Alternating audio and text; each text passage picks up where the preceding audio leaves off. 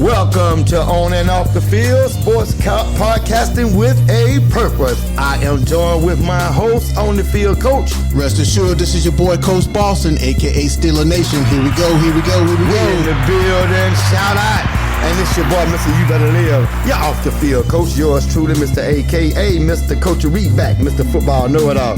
This is episode 2. Shout out, man. What's up, Coach? What's going on? I'm so excited, brother. Look, bro, we got something coming, boy. We got something coming down the pike. They ain't ready. They ain't ready. So look, episode 2, right? Yes. Queens of the Court. Past, Queens of the present, Court, and future. This really, is the past. Really, episode. And so we express the concept. So it's really not it's not an episode. It's more like series. Something we doing every year. Something we're going to all year long. Right. All and year we're going to include the kings of the field, or the men. We're going to do football. We're going to incorporate everybody. Kings of the court too. Yeah. With the men, the basketball, past, present, and future. So this is something that we're going to do, y'all. It'll be something annually because we're going to keep up with the past of the greats, the present greats, and the future of sports in basketball, football, and whatever other sports we want to cover. So, and with the women's popularity, this is perfect because last night there was the NBA draft. Right. You had the NBA draft. Did you catch it? Oh man, it was awesome. Look. Now, first pick, Caitlin Clark, Indiana. Of course. Yeah. Reese went 7. She went 7, but she went to the Chicago Sky with Carmilla Cardoza. See, Carmilla went 3rd, Reese went 7th. Yes. Wow. So 6'7" Cardoza and 6'3" Reese on the front line. Boy. Yes. That's going to be rough. That's going to be tough, brother. That's going to be tough. Wow. So who else was interested last night in the draft? I think you mentioned and we're going to take this slow, and we're going to be careful. The number 2 pick was interesting, I heard. Yes, Cameron Brink, I think is her last name. Okay, is she really gifted? She's gifted. She's talented. Is she gifted and talented? She's gifted and talented. What kind of wardrobe does she have on? Well, the interesting thing is that I'll say this. I enjoy watching their wardrobes much more than the men's. Come on, man. We the can't men's do the men's fashion. Man, the men's fashion, they don't know how to dress. They be wearing them clown suits. Everybody is... I was with my mom this morning. I went in and hollered at my dude. And we was talking about the draft. She talking about women, the WNBA. She say, the women just passing the men's? Well, even everybody's noticing. It's exciting right now. It's exciting. Which is why I'm so excited about this guest, because before all this took place, you had a seed of women's basketball planted in this country. Right. And this person coming up next, it was one of those seeds. Right. Of basketball. Come from that soil. Yes. I like to call it that soil. Absolutely. One of the 4 women. Oh my gosh. One of the Mount Rushmores. Ooh, she on... Well, we got to shout the Rushmore. I mean, whenever you talk about a Hall of Famer, we don't want to say her name. I don't want to say her name until I do her. Till I do the introduction. So we got to keep her in. So look, let's finish with this because she probably gonna call in a minute now. I can't wait. Anyway, so 12 picks, 12 teams. 12 teams. That was a trip to watch. First round after 12 picks, and this was the first time they had a crowd. This was the first. They sold tickets and sold out. But I love, what I like exactly. I love the response of the crowd with each. They were fired up. They was fired up, bro. It was like an NFL draft crowd. They were fired up. The number. Do you remember who the number 11? The number 11 pick. They were really happy with her for some reason. Dark skin. I can't remember her name. She's like 6'11", bro. Huge. I can't remember what her name was, but they was really happy about it. Yeah, I don't remember. I don't have it memorized, but people are not used to after the 3 or 4. I swear I stopped after Reese. But this is huge for them to have the WNBA draft and how they doing it and how popular it's getting. I told you that's because of the level of talent coming out of college. Oh, absolutely. Popularity, it spreads. You going from one stepping stone to the next. You build on what happened with the college basketball season, and now you got to the women's pro game. Right. Well, man, the draft, I caught it, and I was looking, but I kind of was doing something else. But for the most part, shout out to the WNBA, man. For that. Yes. The first round picks. Man, it was impressive. So we got the second round tonight. When is No, it? that was That's everything was it. last night. Just It was first, second, and third rounds were last night. See, I thought they just did one round. They No, did all of them. They did them all. Okay, all right. You know, and they do like in the NFL in the later rounds, they do that speed draft. You know, so they'll make the picks and like they'll show the picture of 5 players that's got drafted in the past few minutes and stuff like How that. do you think Caitlin do at the next level? I think she'll do fine, man. She's ready. You don't She can think shoot. she'll- She can shoot, and that's a key in this day and age with basketball. Is that enough, though? She can. No, it's enough for her. That's all she's got to do. See, this is where she's going to show her true talents because she doesn't have to be everything to the whole team. She's got support now. Right, she had to do that without. Aaliyah Boston is going to be running that high pick and roll with her, playing defense, running the court with her with the other players that will be on her level now. She'll finally play with people on her level for the first time. I got a messy question. Caitlin went to who again? The team. Indiana Fever. All right. What's gonna happen when the Fever meet the Sky with Reese and them? I guess we're gonna have another rivalry like Bird and Magic. That's gonna be fire. Like Bird and Magic from the female side. On the female That's gonna side, be fire. Yeah. To On see the that female match. side, Right. but I'm gonna tell you the first game that Caitlin Clark plays for the Fever, they're gonna break the attendance record and the ratings record. Who do they play? I don't even know who they It play. don't even matter. It doesn't matter. Just the fact that it's Caitlin Clark. Caitlin Clark's first WNBA game. The United States will be watching. I got to bring this up, dude, because I could see people's gripe. They said that they're not celebrating the winner of like South Carolina, but they still talking more about Caitlin than South Carolina, and South Carolina won. Well, I told you that in the last one. Any other season, South Carolina would be the talk of the town. They went undefeated. Anytime you go undefeated wire to wire, you get the talk of the town. They should be the talk of the town. But there's so many complexities to that. You had women's basketball on the rise. You had a star going after records.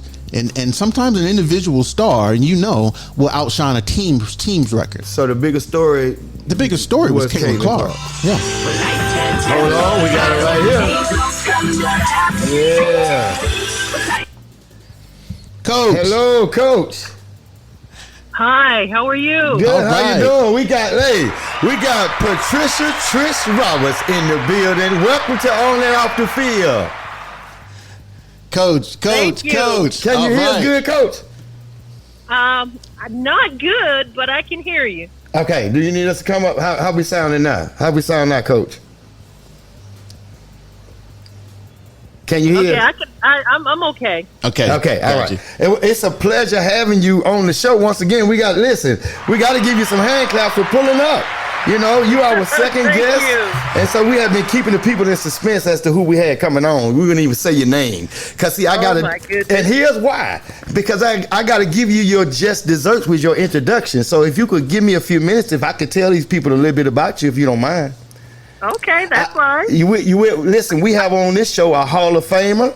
We got the first black to play at Tennessee. We got the 76 Olympian that played we got one that played in the first inaugural women's pro basketball league. She is the first black female head coach at the University of Maine, and coach also at University of Michigan as a head coach, coach for the American Basketball League. We have none other than Patricia Trish Roberts in the building. Oh, Shout out. wow.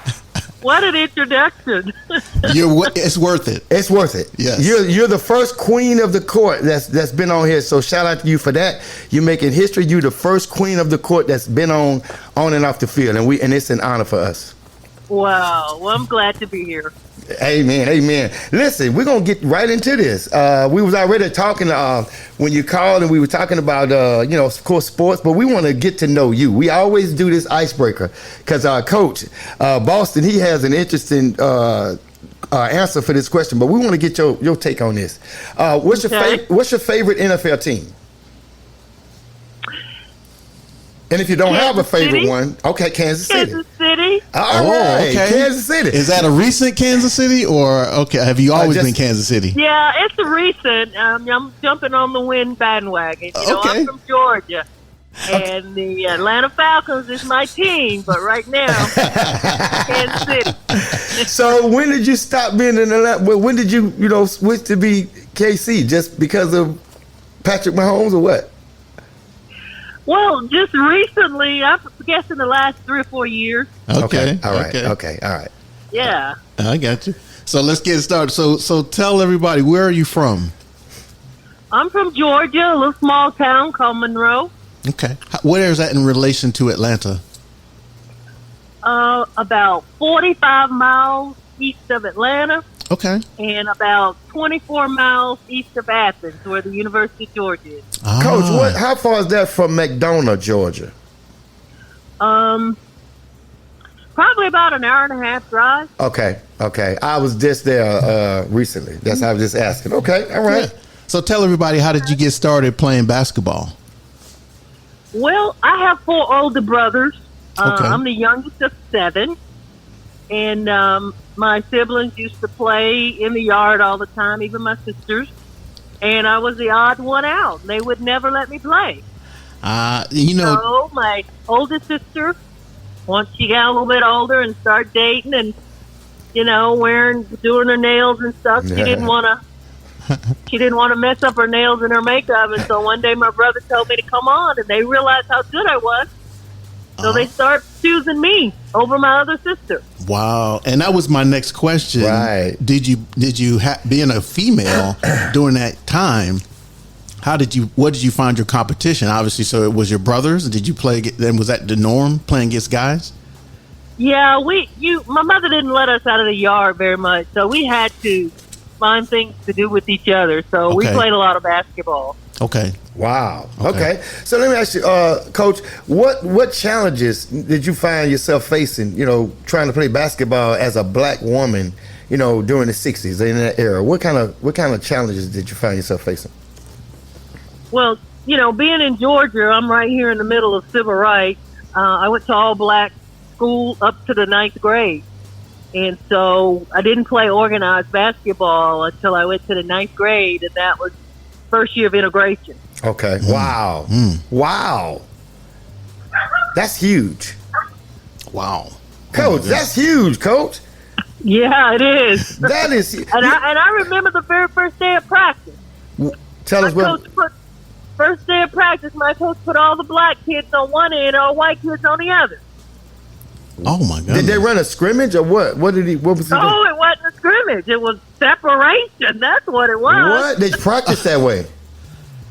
It eventually changed. Okay. Wow. Now, where did you play high school? Monroe Area Comprehensive High School. Okay. And while you were there, did you have any dreams of playing college? I mean, was that even a thought? No, it wasn't. I mean, I graduated from high school in 73.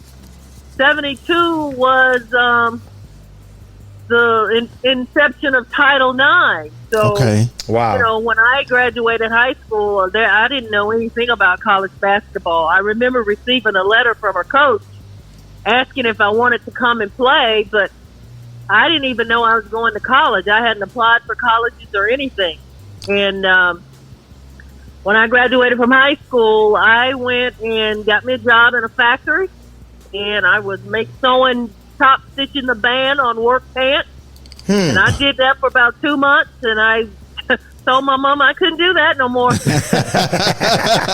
I went back over to my high school and talked to my guidance counselor, and I'll never forget her. Her name was Miss Barnes. I said, Miss Barnes, what do I need to do to go to college? And I filled out several. She said, well, where do you want to go? I said, I don't know. I said, I got a letter from North Georgia College. The coach wanted me to come play basketball. Oh, wow. So that's what I did. I filled out the application at North Georgia College. So you went to North Georgia, not Tennessee. First right. Okay. Okay. So, and North Georgia's a military college. Really? It was a military college, and I didn't start college till that January because when I got out of school, I went right to work. Right. So I started that winter. I think at that time they were winter quarters, not semester. Okay. All right. So, when you were selected as a member of the women's USA basketball team, what went into that? What being selected? What kind of process how did you get selected? What's the process like being selected to the USA women's basketball team? That was another story, because my coach at North Georgia, after 1 year I was there, she left and got the job at Emporia State in Kansas. So several of the players transferred to Emporia State, and I was one of the ones that transferred to Emporia State. Really? So you hit the transfer portal back in the 70s. Now that I think about it, I did. So the transfer portal been around. So you're a pioneer in the transfer portal also. Look, we got to give you credit for that too. Yeah. I told y'all she a queen of the court. Oh Shout my out goodness. to Trish, Coach Trish, the first one to use the transfer portal. First black, we got to put that down. First black female to use the transfer portal. I love it. Oh my goodness. Oh, That's man. funny. So now you're on the team, and so Yeah. where was the 76 games held? They were in Montreal, but I had tried out for several USA basketball teams. Okay. And each time I got cut. I tried out for the USA national team, and then the next year before the Olympics, I tried out for the Pan American teams, and I got cut. And I remember the coach for that team came over, and I was one of the last ones to get cut. She said, "Young lady," she said, "you're a good player." She said, "but you need to go back to your college and get a little more experience and get a little bit stronger," because I was real tall and skinny back then. Okay. And so I, went back to school at Emporia and worked hard and tried to put on some weight and spent a lot of time in the gym. And then a strange thing happened, because when I got cut from that team, this lady came up and handed me a flyer to come out to California and play in their summer league. So she said, "Well, you got to find your own way, but once you get there," she said, "I'll get to have you a place to stay, and I can get you some sponsors." Right. Okay. So I found a way to get out there and stayed in a hotel for all summer for that league, and McDonald's was my sponsor. I ate at McDonald's 2 times a day.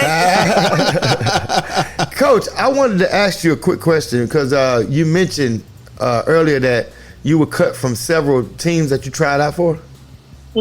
What do you think was what did you come up short at? Was it a skill set situation? Was it a strength and condition situation? What did you have to work at the hardest? I think it was politics, like in everything. Wow. Most of the girls that were on that team played at kind of known schools, and I was at Emporia State. Nobody heard of Emporia State. Right. And I'll tell you how I ended up on the Olympic team, to be honest.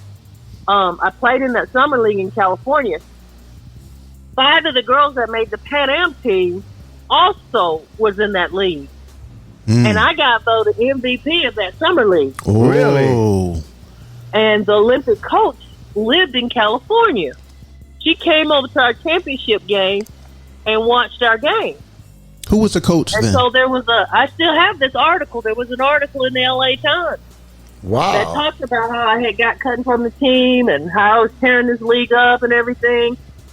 So when I went back to the Olympics that next spring and they had the Olympic tryouts, the Olympic coach had seen me play. She knew I was good. Right. And so I made the Olympic team. She Wow. gave you your just due at that point. She had to. Right. Yeah. I got to ask this. You talk about the Olympic team. Was race?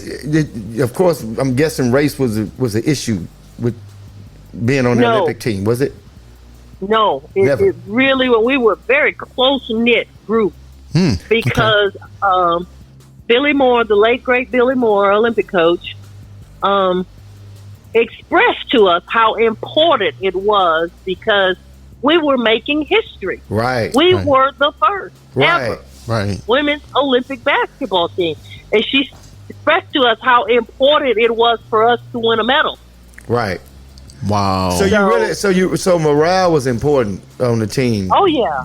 Even to this day, we got several that have passed away, but even to this day, we are still a very close knit. We have our own little thread that we, I like that. Talk to every now and then, and we're very close. People you've been in the trenches with like that, side by side, through the proverbial blood, sweat, and tears, you appreciate them.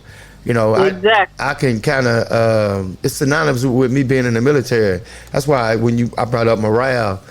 You meet people from all walks of life, playing back. I'm sure you've met people from all walks of life, and you've had to rub shoulders and elbows and team up and lock in with people that were a whole different culture from you, but had to put your culture to the side because it was game time, Right. Exactly. So exactly. To me, that's it. That's fire. That's powerful. Because you invest in each other as human beings. We invest in each other when we lock in together. That's right. Exactly. So yeah, I like that. I love that. I'm a just in case you can't tell, I'm a ex-Navy man. So and the same thing happened when I was in high school. It was our first time in integration, and we had 5 kids in my class. We played together 9th, 10th, 11th, 12th grade. And when we got to 12th grade, we were like, y'all, this is it. We won state championship our 12th grade year because we had been together for that long. To this day, we meet once a month. I drive down to Monroe because I don't live in Monroe. I live in Decatur, right outside of Atlanta. Okay. I drive down there and we have lunch once a month, and just that bond of athletes is strong. Oh, it's strong. I have it too. It's strong, I get man. it. I have like it I said, too. when you've been in the trenches together, you had a common enemy, which is the other team. Right. And sometimes your coach. Sometimes your coach. So, Coach, exactly. Well, what was Pat Summitt like as a teammate? Well, during the whole time, I never knew Pat was. The whole time she was on the Olympic team, she was also the head coach at Tennessee. Are you really? Yeah, they hired her when she was 22 years old. She had been the coach at Tennessee for 2 years. Wait a minute, Coach. So you're telling me simultaneously as you were playing with her, she was the coach at Tennessee? Yeah, but I didn't know it. I didn't know it till towards the end. Because I had mentioned to someone that my coach left the Emporium, and I was like, I really don't want to go back. The only reason I transferred there was because she was there. So I jumped in the transfer portal again. So you did it twice. Oh my goodness. Another first. Coach, you getting the applause, Coach. You hitting that portal twice. You hit it twice on him, Coach. I love it. So, I had mentioned to one of my teammates that, I want to go somewhere closer to home. And, I'm Georgia, Tennessee, Georgia right there, close together, sort of. Mm-hmm. And so Pat got wind of it. And next thing I know, everywhere I was, there she was, sitting next to me on the bus, sitting next to me in the dining hall, sitting next to me on the bench. She was like in my ear, but she was one of our captains. So I figured she was just trying to be a captain, She was recruiting you. She was recruiting. Exactly. Oh my goodness. She's smart. She's smart. That is amazing that she was doing that both at the same time. That's amazing. So she offered you why during the Olympics to come to Tennessee? Well, she didn't offer me anything. I paid my own way. Ah, really? I've never had a basketball scholarship, even though every team I ever played on, I was always the best player. So you basically worked and paid for your own work, study, loans. Yeah. Oh wow! Wow. Tennessee has never given me anything, even to this day. That needs to be retroactive somehow. Huh? They need to. And you still hold records. They owe you some money, Coach. You still hold records. Yeah. Oh my goodness. And they won't hang my jersey either. Even though I was first black player to play for Pat, I was the first Olympian that played in that program. I was the first All-American. I was the first All-American for any women's sports at Tennessee. Really? I led us to her first Final Four. I broke 11 records when I was there. I think 6 of them still stand today. Yeah, I know the scoring record. I know is one of them. I'm in the Women's Basketball Hall of Fame 3 times. Once as a player, twice as a trailblazer with the Olympic team, and then with the first Women's Pro League, the WBL. And then last August, I was inducted in the Naismith.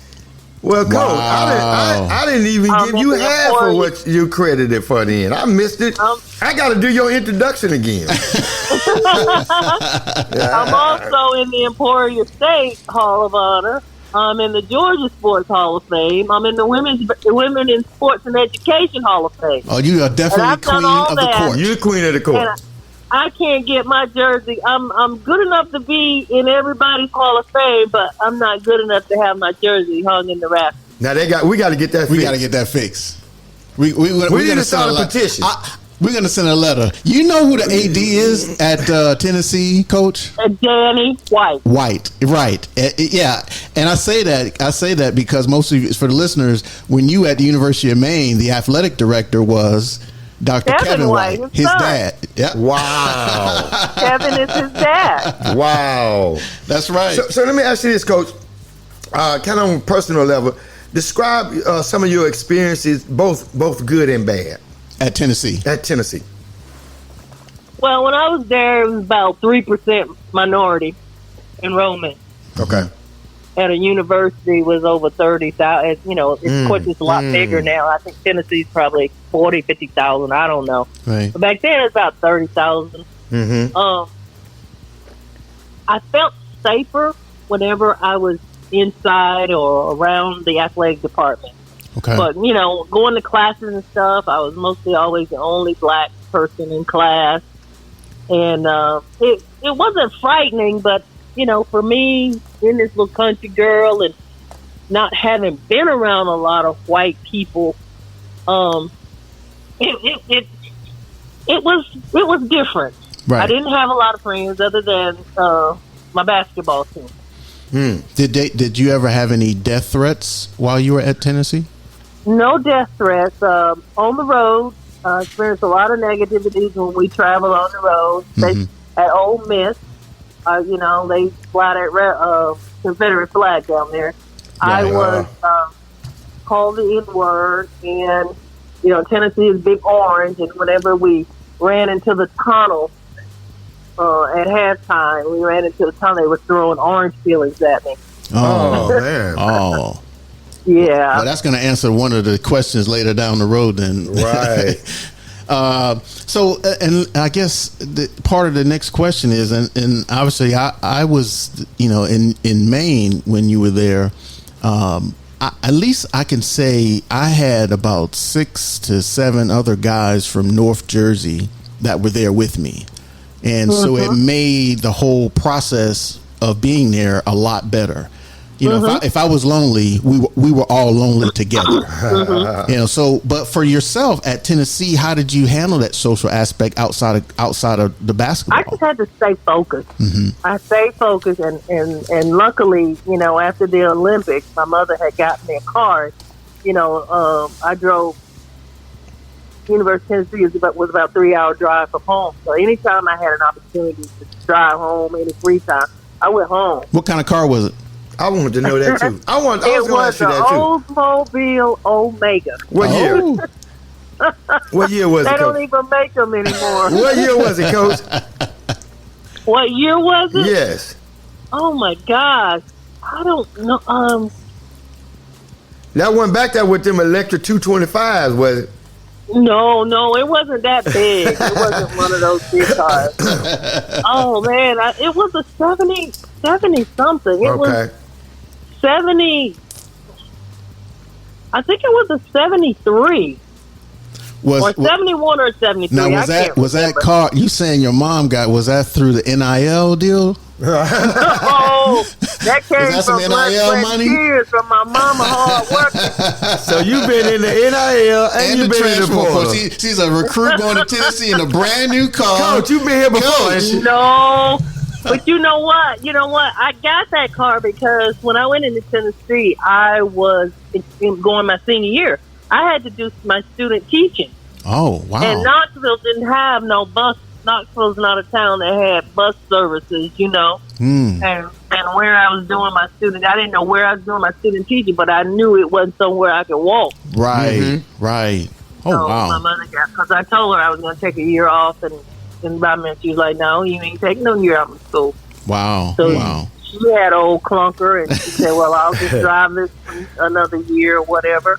And she got me one instead. Oh my goodness! I tell you, a fun fact is, Coach is her scoring average was 29.9 points per game, and Caitlin Clark's was 31.6 per game. To put it in perspective, also, and she had averaged 14.2 rebounds per game. Now, that was the missing piece we were talking about with Iowa. Right. We sure were. We talked about that Iowa had a missing piece. Caitlin, the best shooter probably we'll see in a while, but Iowa kept coming up short. Came up short last year. They beat they beat South Carolina last year, but they came up short to LSU. Then they come up short this year to South Carolina. Missing piece. You would have been that missing rebounding. piece. Yeah. Rebounding. That's right. We talked about said that. that. That's right. Offense sells tickets. Defense wins games. That's right. Say that again, Rebounds Coach. win championships. Ooh. Say that again. Say that Coach. again, Coach. Offense sells tickets. Defense wins games. Shout out. Rebounds wins championships. That's fire, That's fire. right there. Hey, so listen. Now we got to get this. If they don't have this, we're going to definitely have to put in, some motion on this. Is there a statue of you, there yet, or you got any postseason awards? Statue. So she doesn't have her If they don't jersey. hang my jersey, how they gonna give me Yeah. a Well, statue? we're gonna have to correct. We got to all correct that. We got to make a So call they ain't on got that. no postseason awards, no Hall of Fame. Ain't nothing. I ain't get. They got my picture. They got a Nah. picture of me in the practice. We gonna make- We're we'll make putting a- an asterisk by this right here. Come on, Tennessee. Come on, University of Tennessee now. All right, so were you able to play professionally after University of Tennessee? Actually, I did. I went into the first Bible Women's Professional Athlete, the WBL. WBL. Which is what I did rattle that off. I did rattle that part off now, Coach. Excuse me? I did rattle that one off in your resume. I remember that part. I didn't miss that. Yeah. And So I what was was that? drafted by the Minnesota Phillies. Minnesota Phillies. How was that? Uh-huh. Wow. So And Minneapolis. Okay. There were teams in Minnesota, St. Louis, California, New York, New Jersey, Washington, D.C., Iowa, Nebraska, did y'all fly? New Orleans. Oh wow. Where else? We had a total of 16 teams. 16 to Actually, we had more than the WBL has right now. They got more than the WNBA. They only got the WNBA. They only got 12. Oh wow. Yeah. Wow. We had more teams than they did. Did you watch the draft, Coach? I sure did. What you think? They got it right. The only thing I didn't appreciate was them drafting them foreign players.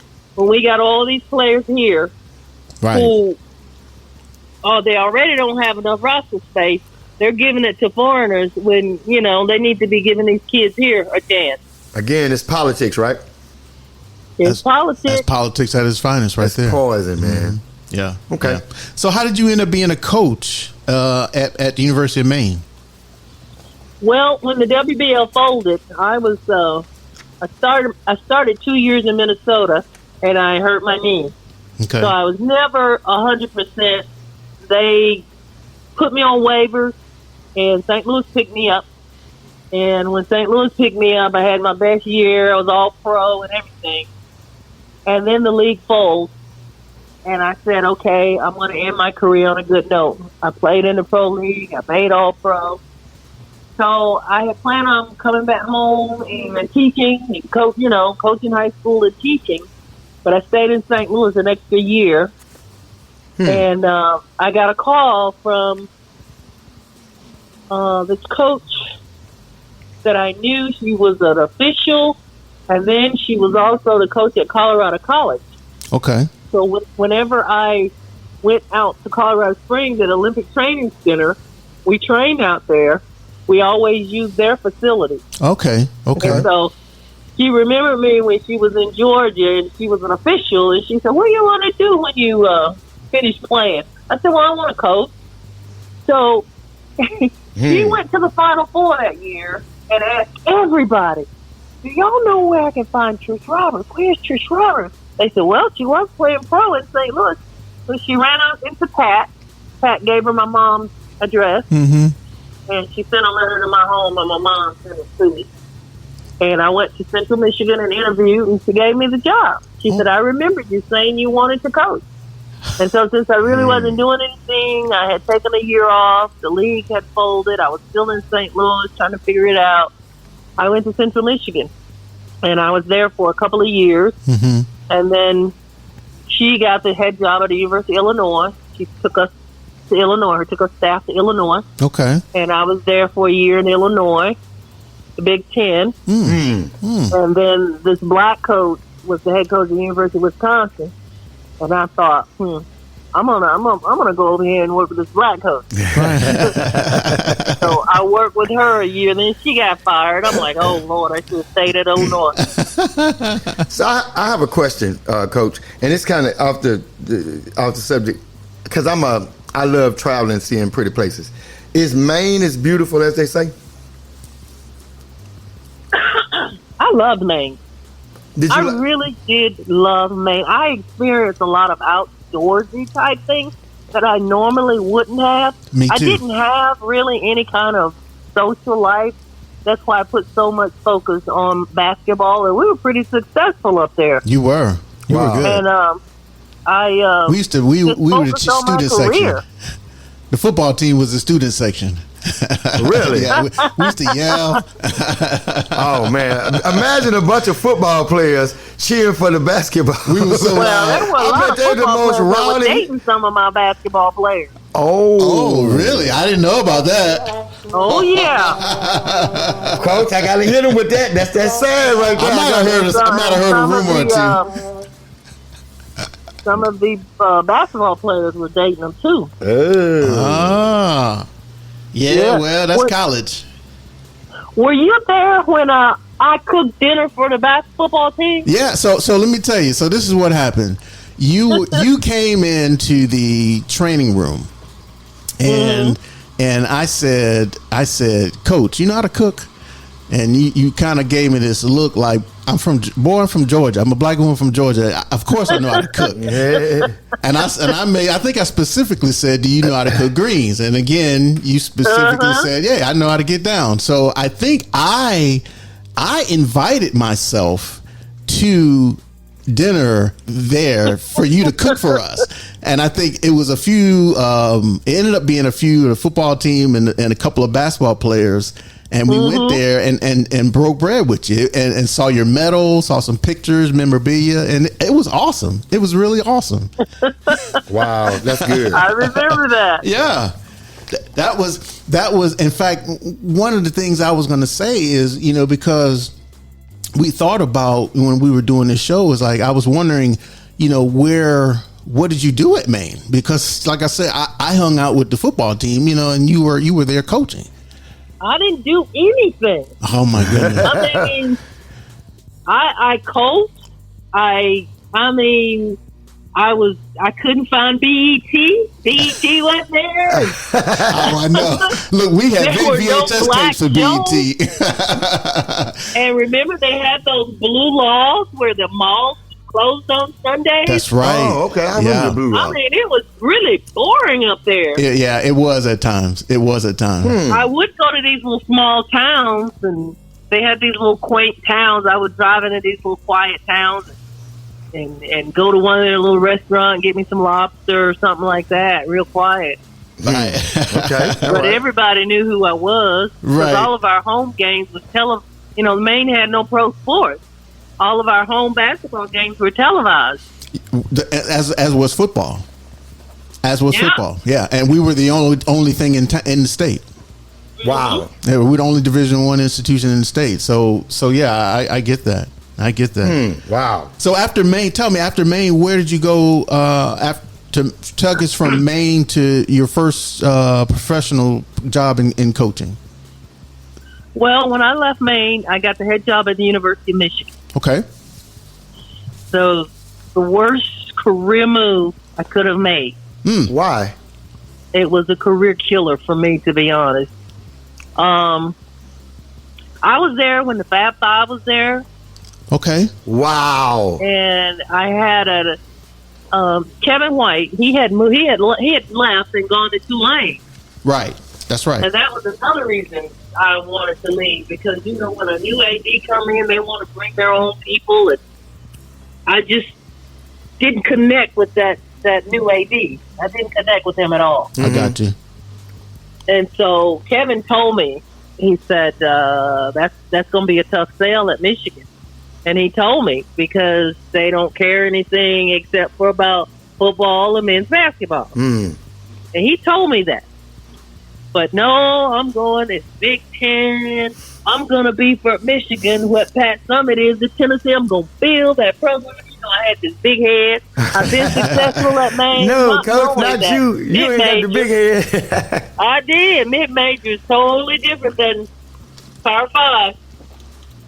Wow. So I go there, and they had won 3 games the year before in the Big Ten. I had to get rid of a couple of players. That didn't go well. It took me about 3 years to start getting players in, but the administration was getting a little antsy. And then by my 4th year, I finally had gotten my team together. My big player, she was one of the best players out of Chicago. She was 6'4". She blew her knee out, and that was our rebounder. That was our, that was our player in the middle. Right. And then I had another great recruiting class, because before I got to Michigan, Pat Summitt had a pipeline. Right. Every number 1 player out of Michigan went to Tennessee. Right. And she told me, she said, Trish, as long as you're at Michigan, she said, I promise you I will not recruit Michigan anymore. Really? So I That's was able to get some of those good players. I missed out getting the Miss Michigan basketball a couple of times, but I had to run her up. And then my last year there, I had recruited the Miss Michigan basketball player. Didn't get to coach her, but she was on the roster. Wow. All right, Coach. And I kept hearing rumbles about Trish, they're going to get rid of you. I kept hearing there's going to be changes at Michigan. And so I just jumped ahead. I'm like, I ain't getting fired by nobody. So I turned in my resignation, because at that time I had been talking to the people in Atlanta about the ABL. Okay. And I ended up getting the job on that pro team, the ABL. Okay. So when I resigned from Michigan, I already had that job in the ABL. Smart. All right, Coach. This segment we call Sports Jeopardy, all right? Uh-huh. We're going to fly through it. We're going to fly through it. I got 2 quick ones for you. I had one written down, but I wrote another one down that just came to mind. I'm going to drop this one on you right quick. Okay. Who are you picking, Swoops or Clark? Swoops. Listen. The only reason I'm picking Swoops is because she's a proven winner. I don't know what Clark's going to do. So here's my question. But I know what Swoops did. Right. Well, here's my question/statement, and then I'll ask you my other one. To me, Swoops is more all-around player than Caitlin Clark. Exactly. So you get more with her. Right. Exactly. You getting both ends Outside shot, Caitlin low plus- post game. Right. Yeah, everything. And she gonna play defense. Right. Caitlin Clark didn't play that. So, what could you do with today's WNBA, Coach? What you think you can do with her? Think you can At play? my prime, if Yes. I was in my prime, Yes. oh, I can hang with them, because they always told me that I was before my time. Ooh. They Nice. did. I was tall, I was quick, I could jump. They didn't have the 3-point shot, but I was an accurate mid-range shooter. I posted up. I was great rebound to put back. Which is impressive. Well, we heard the numbers. Your scoring average is more impressive because you didn't have a 3-point shot. Yeah. Yeah. Yeah, your numbers through the roof. Yeah. So let me ask you this: you made the comment earlier that you were really slim. I guess you had to find yourself you had to put on a few pounds to kind of get down there and hold your own down there in the paint? I tried. The most I weighed in college was 160, soaking wet. That ain't bad though. No. That's not bad. So, what do you think about this past year's college basketball season? Oh, it was off the chain. I'm just so happy to see that we, who love basketball and play basketball, we knew that we had a product.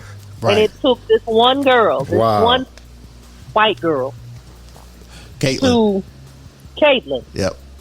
to elevate our game to where it should have been years ago. And Caitlin did a great job because she was in an environment where they had sellout crowds. And when you have you're playing in a college town where you're selling out every home game, Yes. of course the media is going to want to know what's going on. Absolutely. Coach. So Okay, go ahead. And so with her bringing the media attention, and then you got Angel Reese at LSU, the same thing. They're selling out LSU. Right. I mean, it was just dynamic. It was just good for women's basketball. That's right. I asked Coach Boston this. Well, we talked about this before you called, and they're saying that with South Carolina women's basketball winning the championship and undefeated again, shout out to Don Staley. But the talk of the year is Caitlin Clark. Do you think that she legitimizes being talked about over the champions? I was so upset about that because South Carolina had just won the national championship. That's why I asked. And all of the media coverage, TV, everything was following Caitlin Clark. Right. That's right. I'm listening, Coach. In defeat. Talk. In defeat. Coach, get your. I'm listening, Coach. You got the mic. You got the floor. Go ahead. Give us a. Please expound. Please. And even now, everywhere you look is, Caitlin Clark commercials. Caitlin Clark this. Caitlin Clark that. Where are the South Carolina players? Preach. Right. They are the ones that won the national championship, not Caitlin Clark. And I don't want to take anything away from Caitlin Clark because what she did for women's basketball is phenomenal. But come on, you've got to give South Carolina their flowers. Spread the love. Spread the love. Preach, Coach. It's a lot of business out there. Come on, network. Spread the love. But soccer, and then Dawn Staley needs to be a topic of discussion. Yeah. She shouldn't be. Of course. Absolutely. Of course. Yeah, because what she's done is legendary. I talked to Coach about that before you called, and we kind of had a discussion. So here's my other one. You're familiar with Camila Cardozo. How would you guard her? I wouldn't. That girl is 6'7". I'm 6'1". I'm a small forward, power forward type. But if you had to coach your player, what would you tell your player? How would you tell your player to play her? How would you tell your player? What advice? Just try to push her up the lane. Just try to not let her get the ball on the block. Right. Mm-hmm. Right. Just beat her to the block. If you were on this year's Iowa team, would Caitlin Clark have a championship? Of course. Oh yeah. Shout out, Coach. You got it. Now let's talk, well, Coach. Because she would have a rebounder. Right. And we said that's be what more we than said. a one and done. We Right. said that. That's right. Wow. And both teams that they lost against, LSU was bigger and South Carolina was bigger. They hurt him on the board. Exactly. But you know what, Coach? I'm gonna say this: UConn should have beat them. Well, that controversial call. That was a controversial Yeah. call. That was a bad Tough call to make You at the shouldn't have end- at the end of the game. You can't That's a tough call call that to at make. that time. You can't call that. And then we don't know if Paige would have made that shot either. Facts. That's true. Facts. Touche. All right. I like this.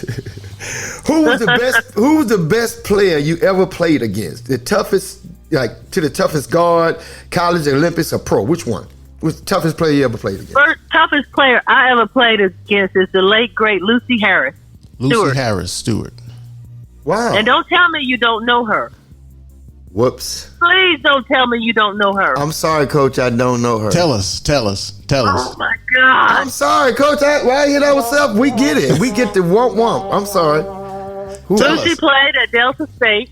They won 3 national championships. Yeah, I do They know what you're just did talking a about. Jack just furnished she supported financially the documentary on her that just won Academy Award last year. Wow. And she was featured in that documentary, and before it came out, she passed away in February.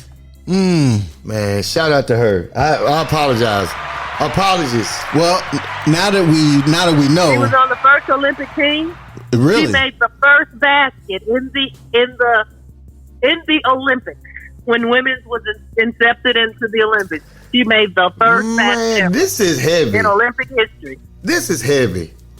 oh my goodness. This is why we have good guests like this on and off the field, y'all, because we find out things, intricate details that nobody knew about. We cover both sides of the field. That's all I'm saying. So, Coach, tell me, what's your favorite athlete to watch outside of women's basketball? It's probably Serena Williams.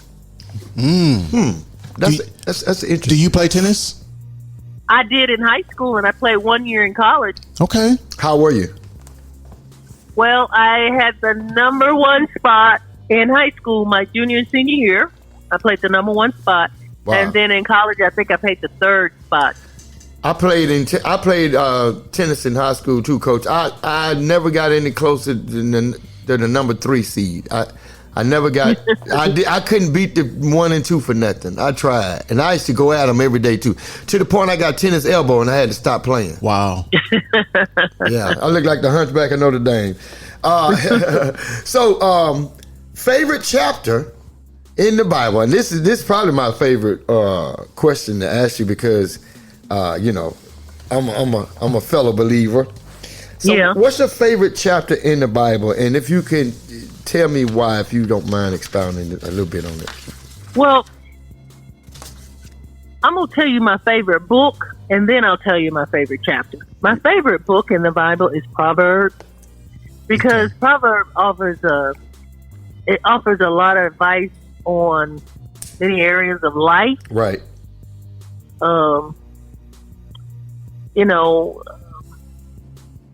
Talks a lot about morals, Right. stuff like that.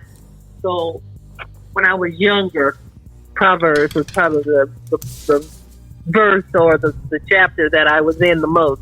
And then my favorite chapter is Matthew 24. Oh, okay. I thought your favorite chapter was also in Proverbs. No, my favorite chapter is Matthew. Why And maybe is- because my mother used to talk about it all the time. The 24th chapter of Matthew. Uh-huh. That's a heavy chapter. It is. If Mud dear told you, that's a heavy chapter. The 24th My mother chapter. talked about it when I Mud was didn't know younger. what she talking about. That's Then good. She know it. Mud dear was fire baptized, wasn't she? She sure was. I know what I'm talking about. When if somebody say Matthew chapter 24, they say, man, that's a heavy chapter. Mud It didn't is. know It's what she. scary, Oh, too. it's scary. Mud deal was in them trenches. Matthew 24. You need to read I'm that, gonna read it brother. tonight. Talk about false prophet, which I say today, Donald Trump is, I think he's the Antichrist. That's me. No, listen, Coach, listen. The only reason I know he's not the Antichrist is because he's going to come out of Europe. So, the Bible says he's going to come out from over there in Europe. So Trump ain't from over there. He too light-skinned. He'll be way dark. You're right about that. Talk about wars and rumors of wars. Right. And that's all, Man, Mud that's all knew what that's she was going on right talking now. about, bruh. So, Coach, tell me who. Earthquakes in divers places. Let her All preach, these man. Let earthquakes her happening. preach. Preach, Talk about Coach. hatred. We got more hatred in the United States now than ever. Oh, no. Read Matthew 24. That's right now. You need That's to read that, brother. We got That's to one read of my- that one. That's heavy. Read Matthew Yeah. 24. That's a done deal. That's heavy. That's a heavy That's chapter. a done deal. Coach, who's your favorite Lady Vol you ever watched play other than yourself? Well, there's been a lot of greats, but my favorite is Tamika Catchings. And I guess remember it's her. because- Yes, she's the good one that is the least talked about. Okay. she's just a great kid. She's humble.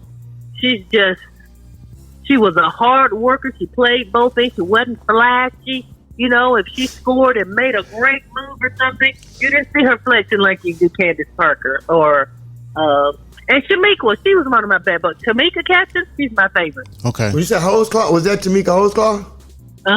Wow. She's another one of my favorites. Fine. But Okay. because I have a relationship with Tamika Catchings, I have a closer relationship with Tamika. She's my favorite. Okay. All right, Coach, I got one for you. Pick any 4 females during your era to play against South Carolina. So, in other words, the squad of South Carolina pick, you got their 5. Now, you pick you and 4 others that you can get to play against that squad. Do they have to be from the United States? No. No. Hey, your choice. No, it's your squad. Okay, the first one would be the great late Lucy Harris, Gotcha. Okay. Nancy Lieberman, Ooh, okay. Ooh. Okay. Ooh. Ann Meyer, Okay. and Uliana Simonova. She's the 7'2" girl from Russia. Yeah. Okay. I watched her That's play. your squad against South Carolina. Y'all. I worked at camp with Nancy Lieberman for 2 years. Oh, yeah? Yeah, in New Jersey, Hall of Fame basketball camp. Hey, Yeah. Coach Trish, that squad sound like it might That beat might- South Carolina. Charles Trish. We Stanley might would would've be South coached. Carolina. Who the MVP of that squad, Coach? Say what? Who's the MVP of that squad? Your squad you just named. The MVP of this squad would probably be Lucy. Ah, wow. Wow, that's respect. I got it. We got it. Listen.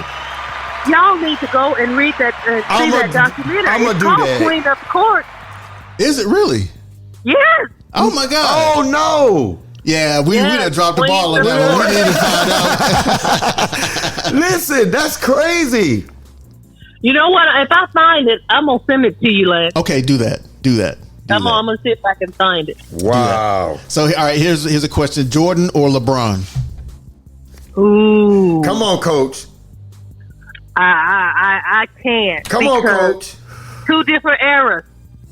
That's Two fair. That's different fair. eras. How can you even? How can you even ask somebody to do that? If you had to, though, Coach. That's all. We just wanted you to go to the extreme just for a second. Just if you had to, Coach. Listen, we need this from you. This is the first of everything on every level. So you can't. You gotta take a side. You gotta take a side. You gotta Well, give you know us. what?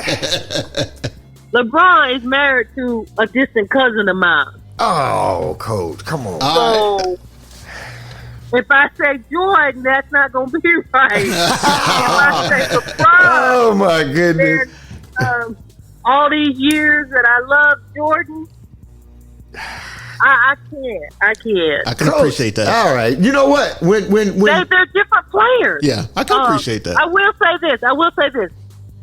LeBron is a lot more. He plays a lot more physical. Jordan plays a lot more finesse. True. Right. True. Right. Right. I So agree. they're different kind of play. The end results are the same, Right. but Wait a minute. the different They're way not the same. Jordan got 6 now, Coach, and LeBron have been to what 9? How many times LeBron went to the What, championships, 9 and he times only got how 3? many? 3. Three, LeBron got three, 3. So the results not the everyone Jordan. Well, went if you to. go by results, you would have to say Jordan. Thank you. That's what I was trying to get out of you, Coach. That's all I wanted, Coach. I appreciate that, Coach. That's all I'm saying. Be bold. All right, I got one for you. We listen. All right? Where were you? And it's kind of a nostalgia one. Where were you when Dr. King was assassinated? I was at home. I remember because my mama came in there crying. Really? I remember the exact words she said. What are we gonna do now? Do you mind asking me asking how old you were? I know. I was in the 8th grade. Okay. 'Cause And it I was can 68. tell you, I was in the 8th grade because so that means I was about 13. Mm-hmm. My mom took my brother and my sister to Atlanta to view his body lying in state. Really? Yes. Wow. Yes, I just remember standing in that long line, and I remember he was laying up there, and you could see his whole body. They had like a glass top I saw that picture. They put the glass top on it.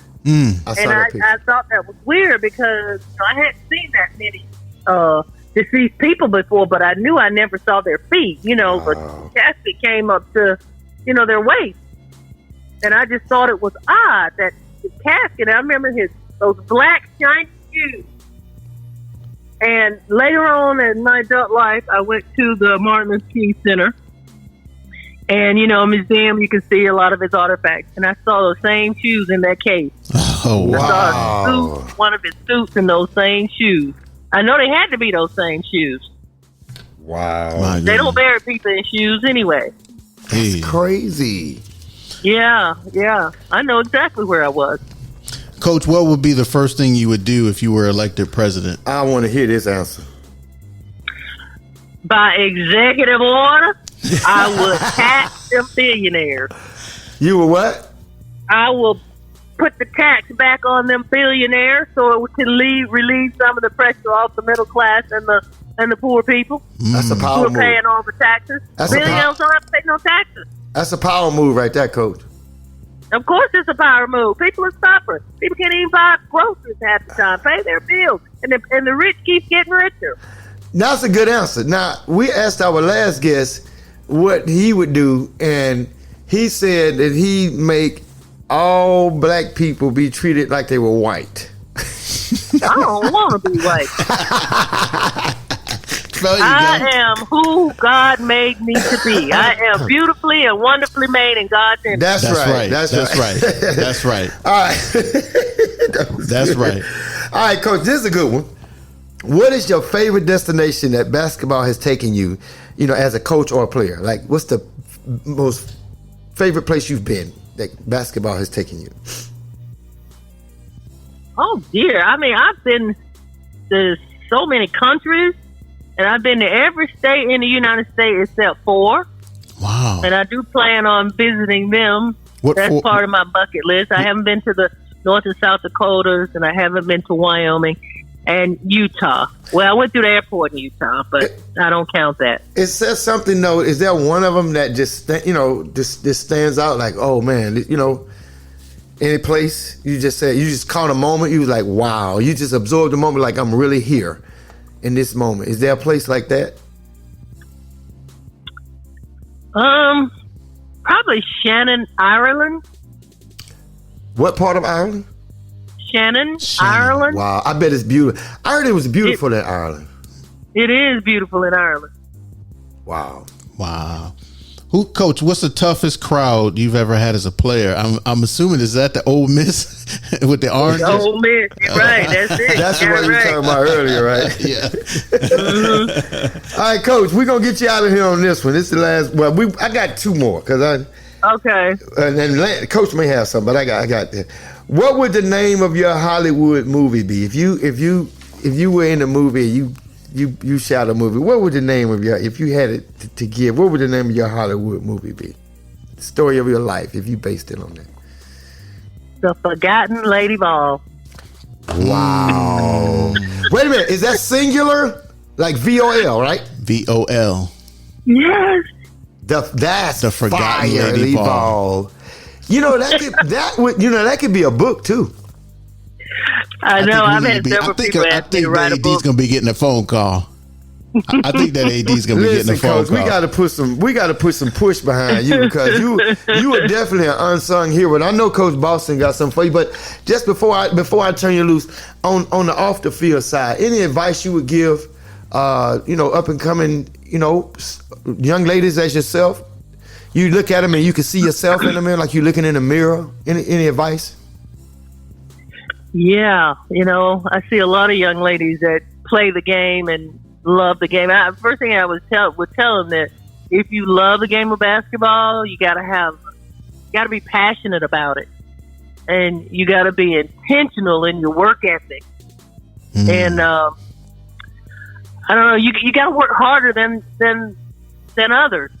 I mean, you got to spend more time in the gym, and if that is your passion, I always said, and I always been told, if you find your passion, then you'll find your purpose in life. Wow. That's facts. Coach. So what show or movie have you watched too many times? Oh my God. I missed those. If you ask any of my players from Maine, they would be like, oh. Because we had to watch it at least once a year on a bus trip. It's called Imitation of Life. Imitation of Life. I remember that movie. Yeah, I've watched it myself. Yeah. Isn't that black and white? What? Yeah. Oh my goodness. Well, there's two versions of it. One in black and white, and then they redid it years later. It's another one in color. Okay. Oh my goodness. But Imitation of Life. So who? I still watch that movie today, and You I still watch it cry. today? Oh, even my though goodness. Even though I know what's going to happen. Who would win a steel cage wrestling match between former President Obama and former President Donald Trump? Obama. Of course Trump you go. can't keep up with him. All he got He out to of do is shape. Trump out of shape. Trump is out of shape. All he got to do is throw a punch and back away. Trump can't keep moving. And then trip him up. You trip him up, you know he can't get up.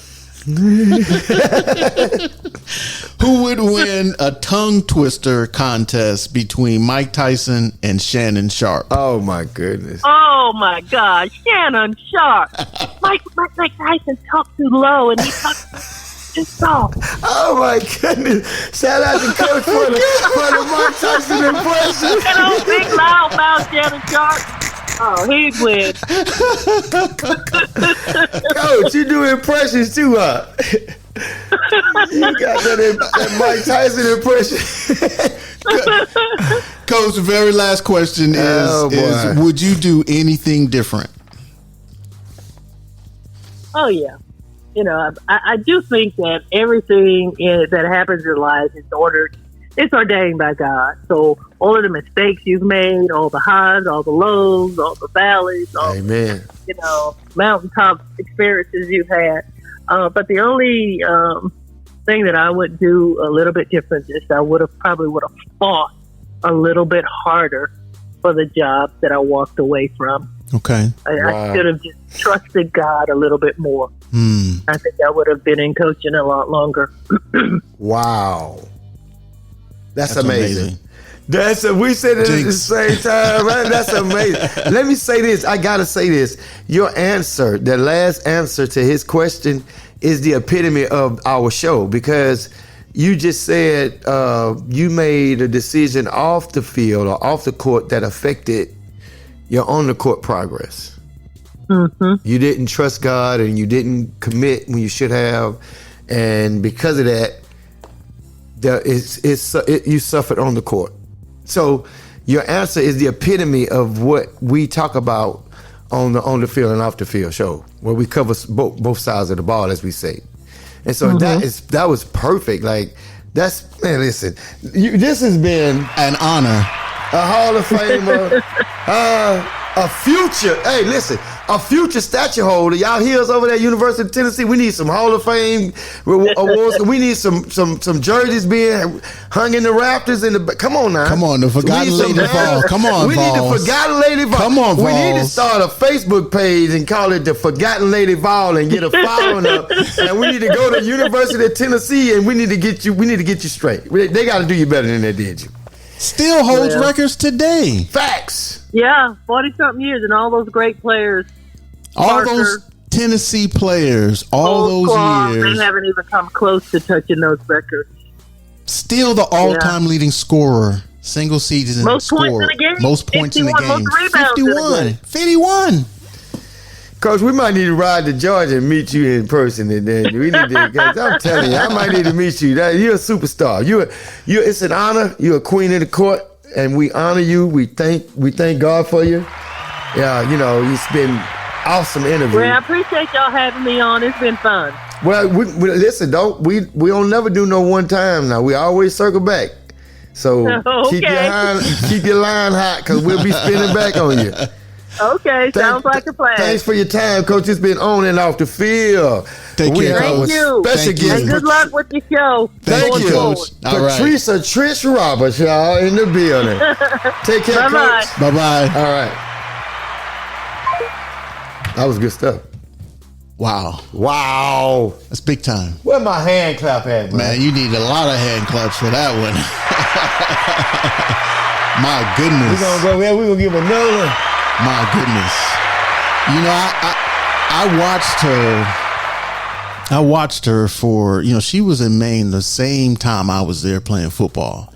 Wow. And I watched her and her teams play, but, you know, from afar, I just never really took it, you know, her being there, you know, anything other than she was a coach. But to know what she was, I had no idea she had that type of resume. That's correct. When I saw it, I'm telling you, when I was in the training room, I just simply was like, hey, can you cook? Dude, she is a super...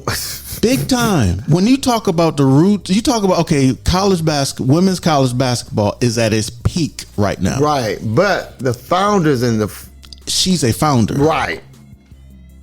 She's Rushmore. She's a Mount Rushmore, a founder of basketball for the women's game. Right.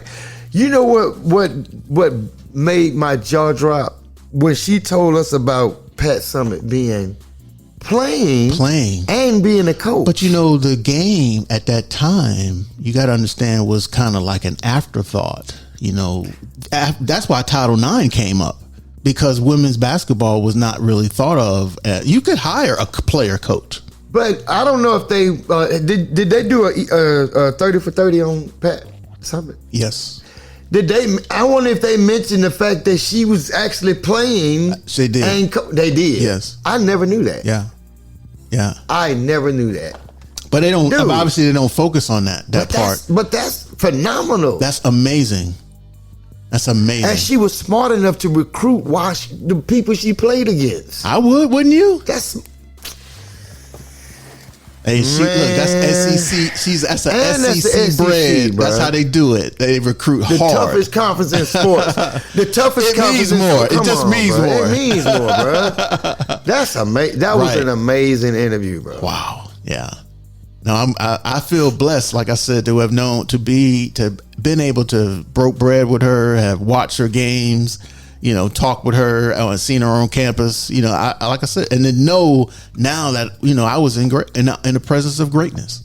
Facts. And you know what? Something else she said that, and I didn't want it to get away, but it's too much.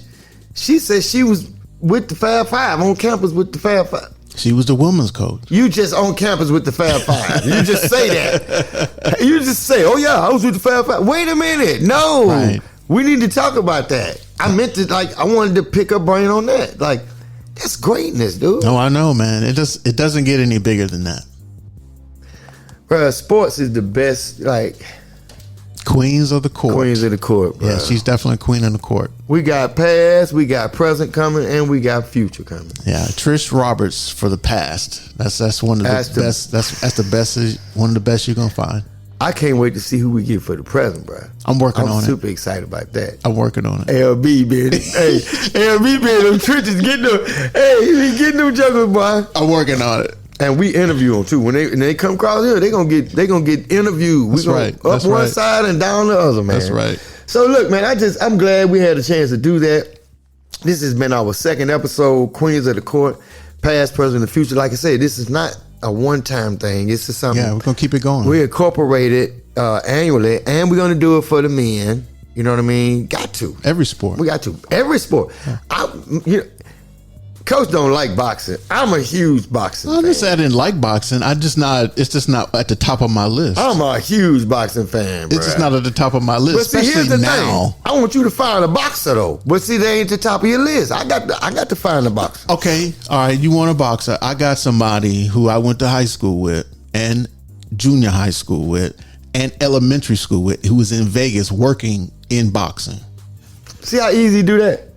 See how easy do that, y'all? So if you want to talk to him, I'm sure we could get him on. Do y'all see who I'm on set with?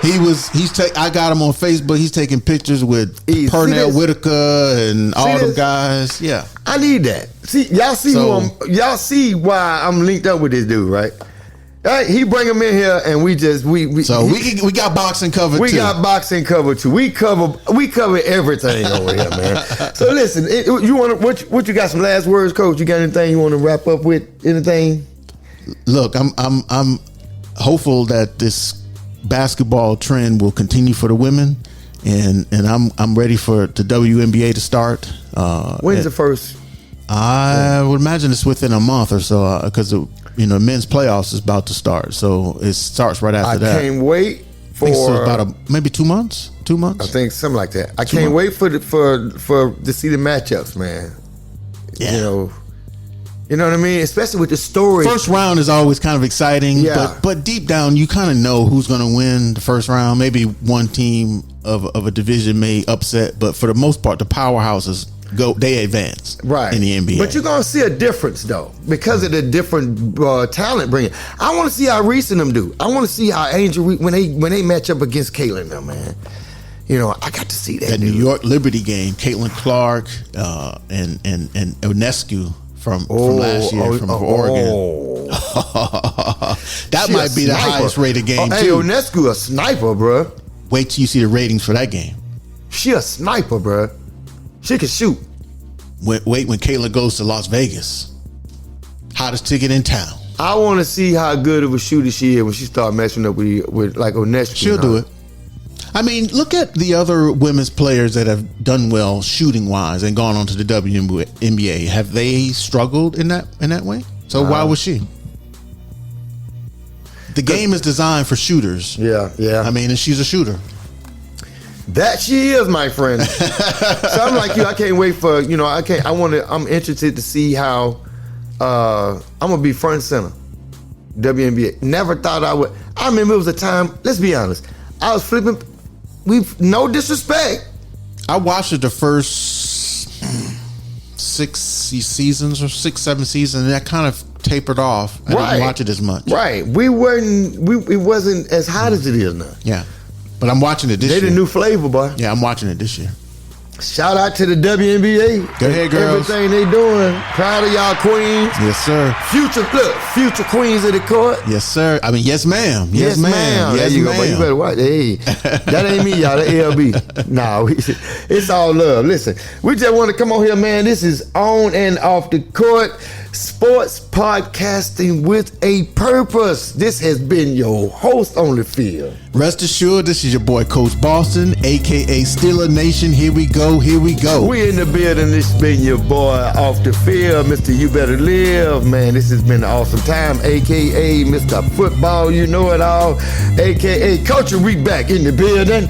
Listen, we rocking out. This has been episode number 2, Queens of the Court. We out of here. Peace.